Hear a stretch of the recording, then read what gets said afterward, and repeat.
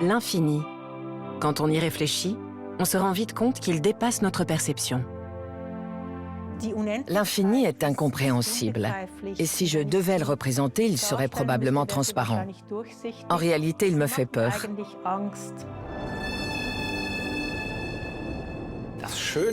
Ce qui est beau dans l'infini, c'est qu'il fait voler en éclats notre réalité, qu'il nous mène vers une immensité qui dépasse tout ce qui existe sur cette terre. Alors comment l'infini se manifeste-t-il dans l'art et où peut-on le ressentir? Si l'infini existe, il fait partie de l'expression de la vie. Alors mes idées sont infinies. L'expression est infinie. Les créations que nous réalisons sont infinies. Elles n'ont pas de fin. Comment percevons-nous l'infini? Nous avons des infinis en nous, mais ce qu'il faut, c'est des expériences qui apportent de la métamorphose.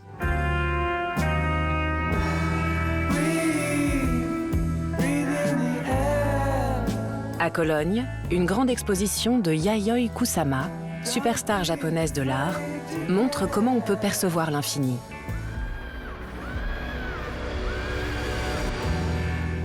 S'immerger dans un environnement qui semble s'étendre à l'infini, se fondre dans un espace qui se reflète à l'infini, où les repères se modifient. L'impression de ne faire qu'un avec un monde fait de points et de répétitions. Une sensation au-delà du temps et de l'espace. Yayoi Kusama a imaginé ces Infinity Mirror Rooms. Les visiteurs affluent en masse au musée Ludwig de Cologne. Les œuvres de Kusama sont tout à fait instagrammables.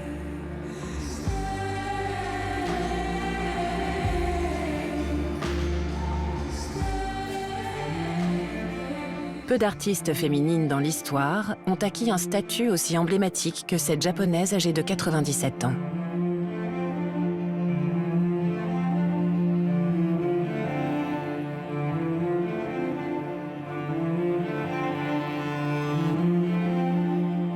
Derrière cette œuvre pop se cache une femme sensible qui souffre d'hallucinations depuis son enfance.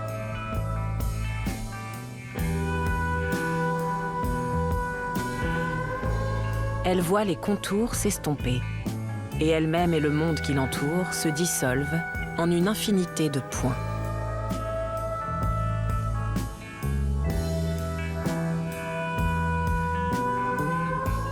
Dès l'âge de 10 ans, elle dessine ce qu'elle voit. Des points l'entourent comme une sorte de grille. Il y a 5 décennies que Kusama vit de son plein gré dans un hôpital psychiatrique à Tokyo. Depuis le début, son art est pour elle une thérapie et une stratégie de survie. Elle cherche à se libérer de ses peurs en recouvrant tout, de manière obsessionnelle, de motifs et de points dans lesquels elle peut se perdre. Faire de l'art m'aide énormément dans la vie. J'ai tenté à plusieurs reprises de me suicider. J'ai été hospitalisée. Créer ces images aide mon esprit.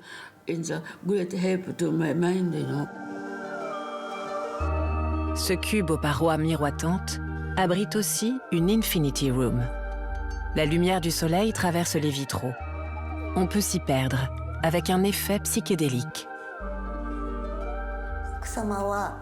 Kusama éprouve un profond désir d'infini. Elle parle de se jeter dans l'infini, de s'y plonger. Elle décrit comment sa vie, ses pensées et tout le reste deviennent ainsi infinis.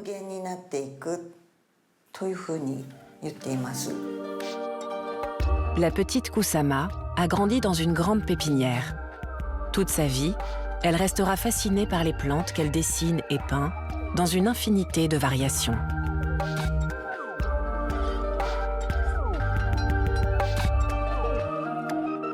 Elle se sent de plus en plus étouffée par ses parents et s'enfuit aux États-Unis à la fin des années 1950. Sans argent et avec une maîtrise très limitée de l'anglais, elle débarque à New York. Des années difficiles dans un monde artistique dominé par les hommes. Là encore, des points partout, dans des performances et des événements de body painting. Les organes génitaux masculins deviennent à leur tour une obsession. Par peur du sexe, elle coud à la chaîne des pénis en tissu, tronqués, pour les faire apparaître un peu partout. Un jour, convaincue que des artistes du pop art comme Warhol et Oldenburg lui volent ses idées, elle se jette par la fenêtre. Elle survit miraculeusement. Elle se réfugie dans un univers fait de motifs infinis. 1000 variations sans début, pas de centre, sans fin.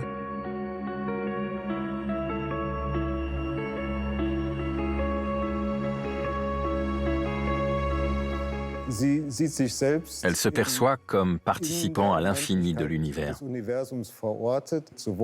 Elle est à la fois saisie par la crainte de se perdre dans cet infini et par le sentiment de faire partie d'un tout. Il y a là quelque chose de réconfortant pour elle, et certainement aussi pour bon nombre de ceux qui contemplent ses œuvres. Aujourd'hui encore, Kusama continue de travailler presque quotidiennement à son univers artistique, où le message est clair. Aimez-vous, soyez en paix, vous faites partie de l'infini.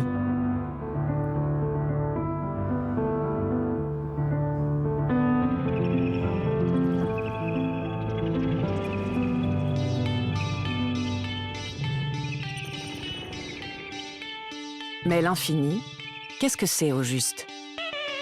Où le trouve-t-on? Peut-être à des millions d'années-lumière de nous, dans les étendues infinies du cosmos, que cet homme explore.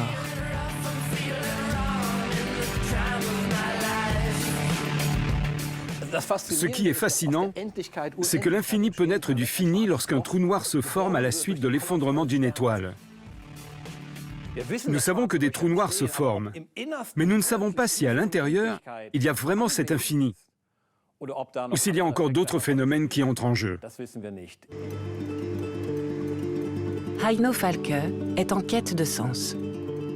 Astrophysicien, auteur et croyant, il étudie à l'université de Nijmegen, aux Pays-Bas, l'univers et l'infini qui le fascinent depuis son enfance. La question qui me taraudait quand j'étais enfant était en fait, quelle est la taille du ciel? Est-il fini ou infini? Et s'il y a quelque chose dans le ciel et que celui-ci est fini, qu'y a-t-il derrière? Et s'il y a encore quelque chose derrière, c'est quoi? J'ai failli devenir fou à force d'y penser, parce qu'on n'arrive jamais au bout. Pour trouver des réponses, il est devenu scientifique. Avec une équipe internationale, en 2019, il a réussi un scoop, ou plutôt un coup de maître. Grâce à 8 observatoires répartis sur 4 continents, ils ont présenté au monde entier la première image d'un trou noir. S'est-il ainsi rapproché un peu plus de l'infini? Nous aimerions bien comprendre ce qu'il y a là-dedans, mais cela reste caché dans l'ombre des trous noirs.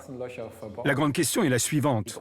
Pourrons-nous un jour franchir cet horizon, nous approcher? Il se peut que si nous le faisons, nous soyons pour ainsi dire aspirés dans cet infini, que nous y disparaissions, qu'il nous engloutisse. Celui qui s'approche trop près de l'infini risque peut-être de ne plus en sortir.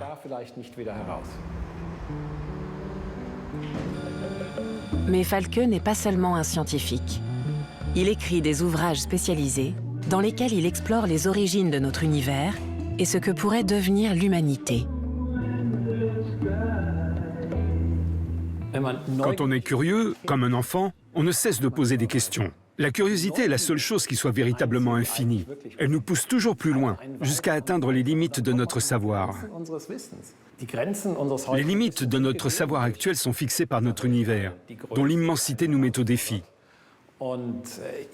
Je voulais aller aussi loin que possible avec mes pensées, mais aussi avec les télescopes grâce auxquels je scrute l'immensité. Dans ses livres pour enfants, il explique avec des mots simples cet immense espace qui nous entoure et comment nous pouvons appréhender l'infini.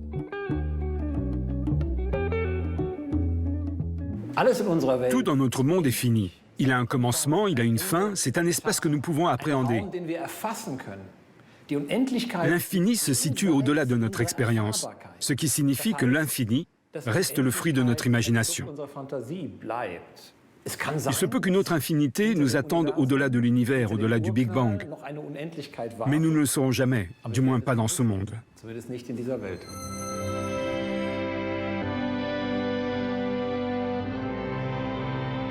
Même ici-bas, il est très proche du ciel. C'est un chrétien pratiquant.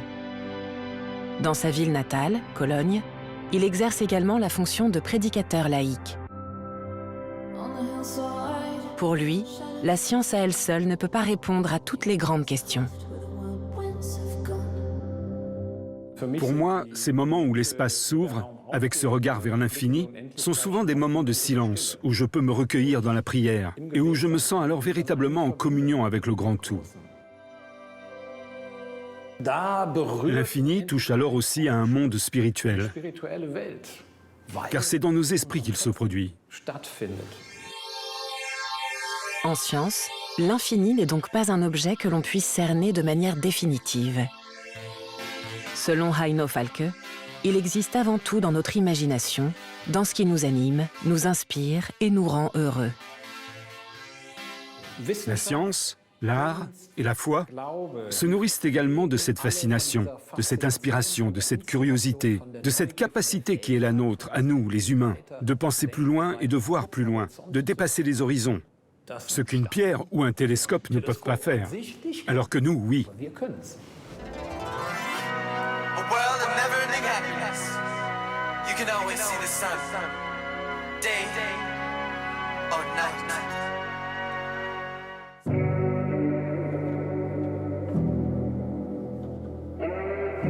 Avec l'infini, nos esprits atteignent vite leurs limites, trop vastes, trop abstraits. Peut-être que le corps peut aller où l'esprit échoue.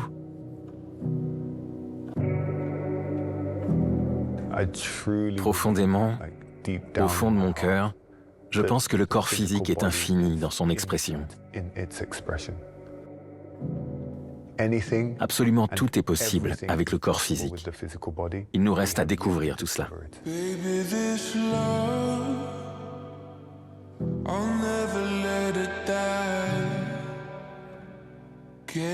Rudy Cole et Julia Roberts, la chorégraphie et la danse. Pour eux, le corps n'est pas seulement un vecteur de l'expression, mais aussi une façon de s'ouvrir au monde. Leur compagnie, Humanhood, est chez elle à Barcelone et à Birmingham, et travaille avec de jeunes danseurs et ballerines du monde entier. Dans leur pièce, Infinite, ils ont exploré le thème. Dès qu'on pense à l'infini, on pourrait presque dire qu'on lève tout de suite les yeux vers les étoiles. Quand on imagine l'infini, c'est un peu la première chose qui nous vient à l'esprit. Regarder dehors, loin. Et pour nous, Infinite était, disons, la première pièce à laquelle nous avons donné le nom de méditation. Une méditation théâtrale chorégraphique pour laquelle nous demandons au public non seulement de regarder ce qui se passe sur scène, mais vraiment de se connecter à ce qui se passe en eux.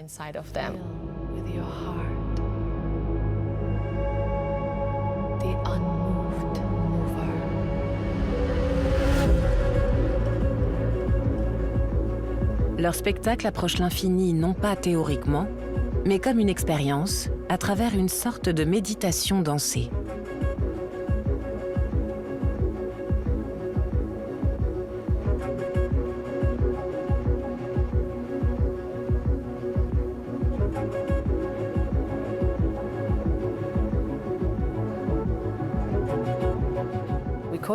Quand nous allons au studio, ce que nous voulons faire avec les danseurs, c'est de les guider vers un état où ils peuvent recevoir les mouvements. Et une fois que l'on s'ouvre pour recevoir les mouvements, c'est un peu une façon de communiquer avec l'infini, avec ce qui est au-delà de ce réceptacle fini du corps.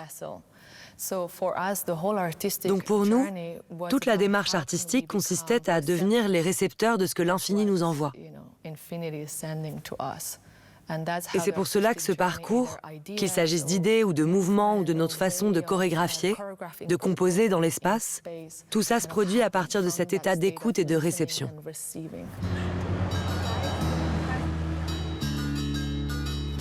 Julia et Rudy sont en couple depuis 13 ans à la scène et à la ville. Il vient de Londres, elle de Barcelone. En 2016, ils ont fondé Humanhood ensemble et se produisent depuis dans le monde entier, de la Biennale de Venise à l'Équateur et à Séoul. Mais Julia a failli prendre un autre chemin. J'ai commencé des études de physique. Je voulais être astrophysicienne pour travailler avec la NASA. Ce qui m'intéressait vraiment, c'était ces questions-là. Qui je suis, d'où je viens, où est-ce que je vais, et pourquoi je suis sur cette terre. Ce sont les questions auxquelles je cherchais des réponses. Et j'ai découvert que malgré mon amour de la physique, c'était la danse ma raison d'être, ma passion. C'était pour ça que j'étais dans ce monde. Et c'est pour ça que je dis toujours que je vais de la théorie à la pratique, en réalité.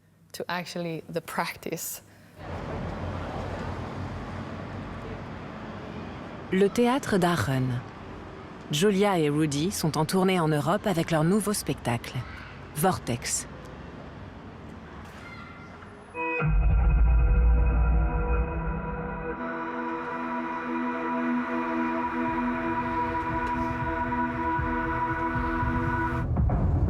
Vortex est un tourbillon, sans début ni fin. Les corps s'entrelacent, se séparent et se réunissent de nouveau.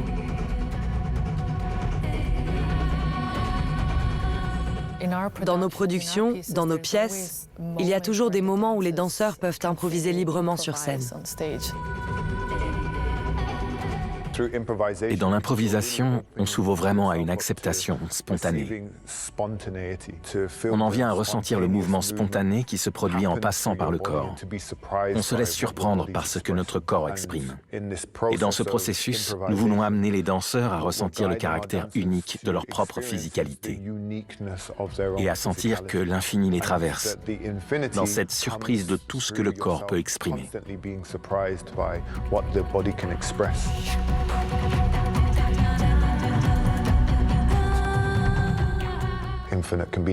L'infini, ça peut être négatif ou ça peut être bien. Mais quand on le regarde du point de vue du potentiel et qu'on se rend compte que ce potentiel infini réside dans tous les domaines de la vie, là, on regarde les choses avec les yeux d'un enfant éberlué qui ressent cette terreur, cet émerveillement et cette curiosité devant les sentiments qui naissent à l'intérieur. Et c'est ce qui en permanence installe un sentiment de joie dans mon travail et ma créativité.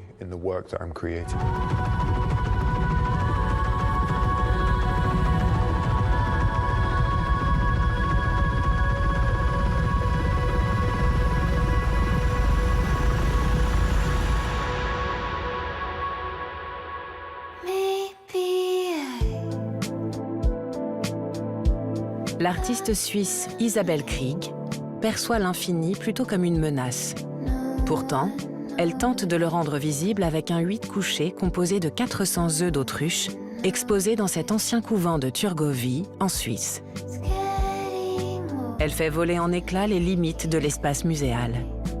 C'est la pièce maîtresse de son exposition.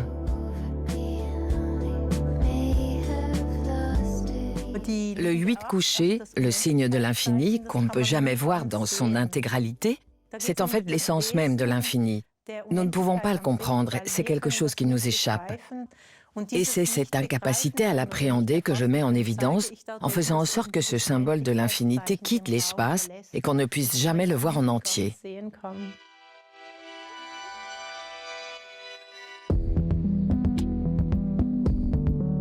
Dans les anciens murs du monastère, elle oppose le fini à l'infini. Comme avec cette sculpture intitulée « Life Jacket », où les vestes d'une personne sont empilées les unes sur les autres, du début à la fin de sa vie. Ou avec ce mobile sur lequel sont suspendus les os d'un rat.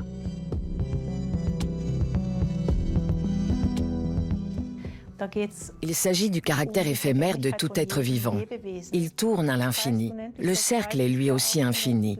Et il y a là quelque chose de réconfortant.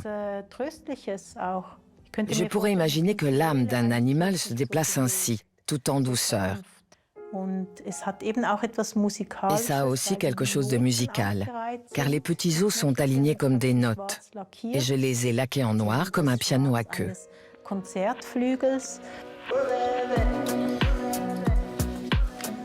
Dans son atelier aussi, l'infini côtoie le fini, comme en témoigne cette photographie d'un morceau de pain volant dans l'univers. L'éphémère la fascine.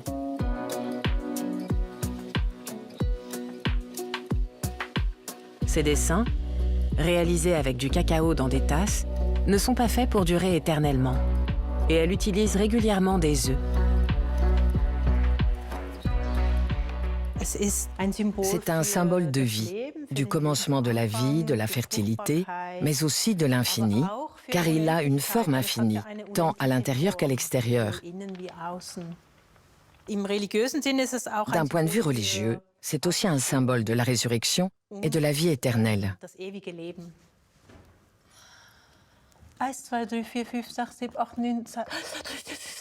Isabelle Creek travaille avec acharnement sur la finitude de sa propre vie. Ici, elle dresse une liste minutieuse des jours qu'elle a vécus. Et depuis des années, elle les inscrit aussi sur du papier de caisse enregistreuse, à partir duquel elle a façonné au fil du temps une sculpture qui ne cesse de grandir.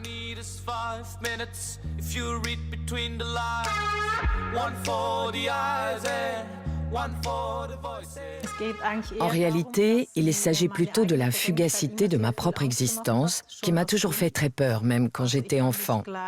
Je trouvais que mourir était terrible, aussi bien d'ailleurs que l'idée d'une vie éternelle. En abordant et en reprenant ce sujet, j'éprouve comme un sentiment de réconciliation.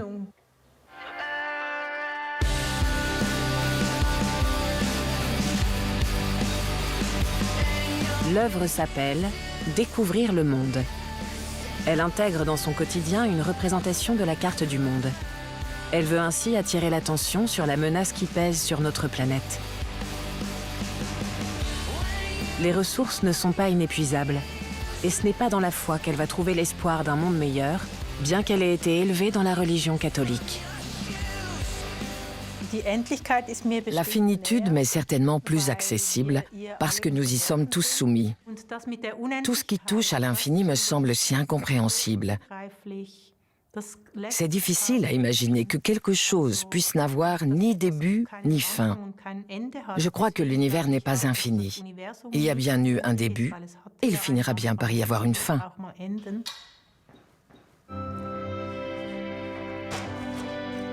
Elle se consacre actuellement au thème de ce qu'elle appelle la femme détendue, qui selon elle pourrait peut-être bien sauver le monde à la fin.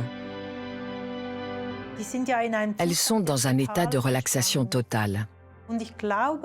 Je crois que c'est un état où l'on se rapproche de l'éternité ou de l'infini, quand on est pleinement dans l'instant présent, paradoxalement. L'instant, c'est simplement le présent pur, et c'est sans doute en cela qu'il s'apparente à l'infini.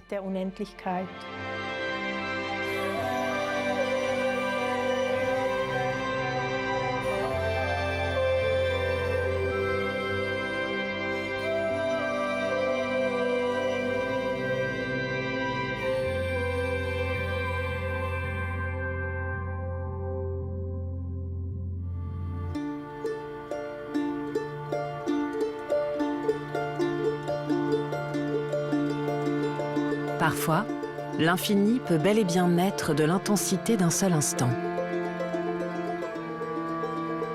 Son roman « L'amour infini » a remporté entre autres le prix Femina en 2016.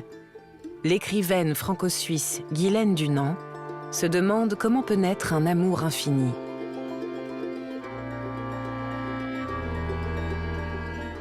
Leurs corps s'en mêlent. Ils ôtent leurs vêtements, que rien ne reste glissé entre eux. Elle ne parle plus, lui non plus. Ils ne sont plus les mêmes.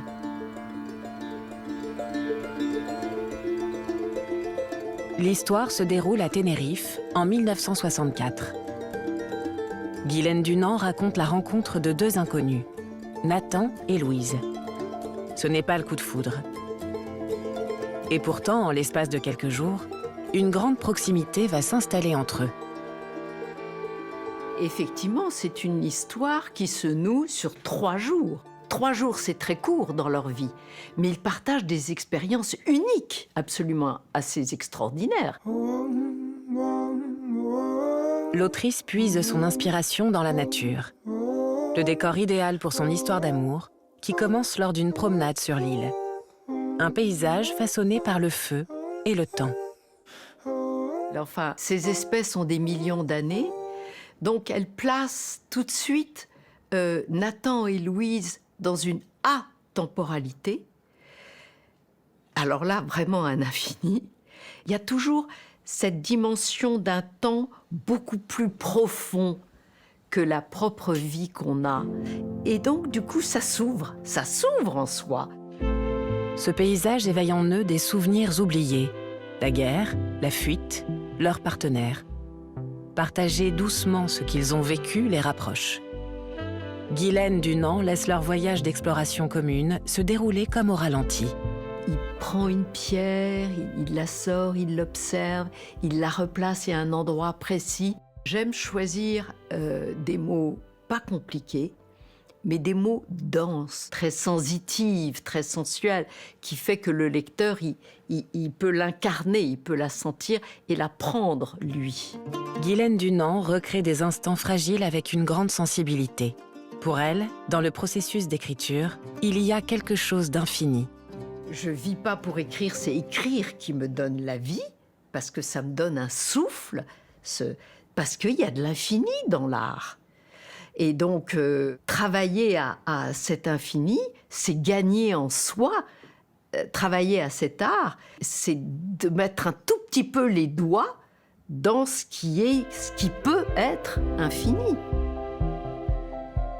Guylaine Dunant prolonge sans cesse le moment de la rencontre et accède à quelque chose d'essentiel. C'est l'inconscient, c'est notre infini intime. C'est infini ce qu'on peut faire monter de l'inconscient qui remonte à cause d'un événement, d'une odeur, de quelqu'un, d'une situation, tout à fait par hasard. Dans le brouillard. Le dernier repas ensemble. Au bout de 2 jours, ils sont comme métamorphosés. Des sentiments tendres s'éveillent en eux, accompagnés de plats qu'ils n'ont jamais goûtés auparavant. Un pur délice, ici et maintenant. Mais il ne leur reste plus beaucoup de temps. Il y a toujours la possibilité du précaire et de ce que l'histoire détruit. Et il me semble aussi que c'est important qu'il y ait ce privilège de se rendre compte que l'infini est quelque chose qui peut se sentir, mais qui peut aussi être détruit. Personnellement, je crois à l'amour. Je l'ai vécu, je le vis. Enfin, c'est quelque chose que je crois aux métamorphoses qu'il entraîne. Juste avant le départ, ils font l'amour, sereinement, calmement, et pourtant il y a quelque chose de surnaturel dans cet instant. Pour la première fois, ils ont tous deux ce même sentiment d'avoir été véritablement vus par l'autre. Il ne s'agit pas d'un amour fusion qui fait un amalgame entre deux. Il s'agit au contraire de s'agrandir aussi de la vie de l'autre.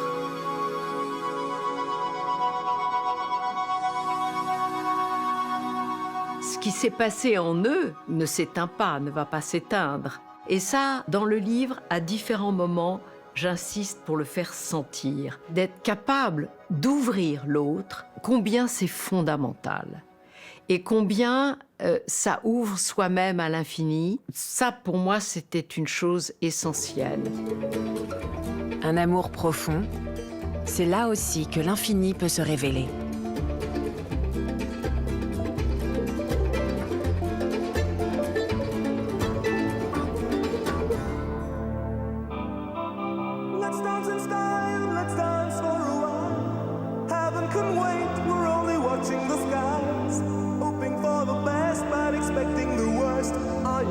Drop the bomb or not. Let us die